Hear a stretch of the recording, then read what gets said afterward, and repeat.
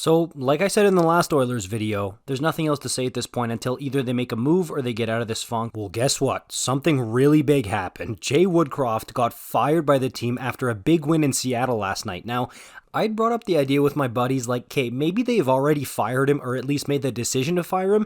They're just waiting till the road trip is done, and no matter what happens the rest of it, if they lose that San Jose game, Woodcroft is fired once the road trip is over, and I think that's what happened here. And the reason I didn't upload this right when the news dropped is because I wanted to gauge the temperature of Oilers fans. How are they feeling about this? And my guess would have been that most of the fan base would have felt like, hey, this is a mistake. This is not Jay Woodcroft's fault. Fire Ken Holland instead. He's the real problem. And you know what? A lot of fans are saying that. And another big portion of the fans is saying, hey, this is on the players. I've seen a lot of people say that if Woodcroft has lost the room, it says a lot more about the players than it does about him. And lastly, the third big discourse I've heard around this firing, and to be honest, I'm seeing it a lot more than I thought I would.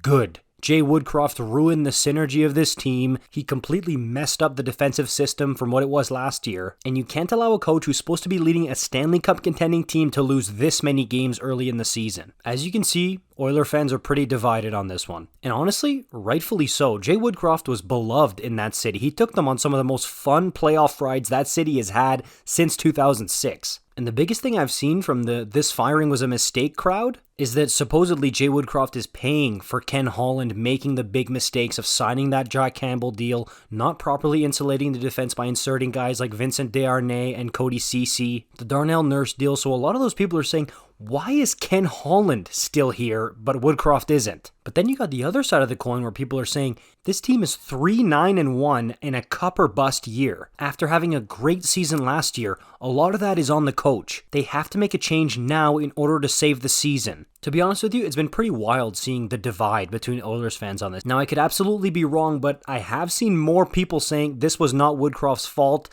than the people saying, good, I'm glad, it's time the team made a head coaching change. But it's definitely not one-sided, and regardless, the fan base is pretty split here. Now, if Kris knoblauch comes in and has a great start as Oilers coach, then I think that it's going to swing completely in the direction of, yeah, that was definitely the right move. I'm glad they did it. Woodcroft had to go. But that's just part of hockey. I mean, fans are going to have revisionist history in hockey. It happens on the daily. But man, has this turned into such a fascinating saga we've seen here. And if you thought there was tons of people tuning into that Sharks-Oilers game, just wait. Tomorrow, with knoblauch's head coaching debut at home against the Islanders, there's going to be a ton of eyeballs on that one. Let me know your thoughts on this in the comments down below. If you want more Oilers videos, you know what to do. Like the video, subscribe if you're new. I'll see you in the next one. Peace out.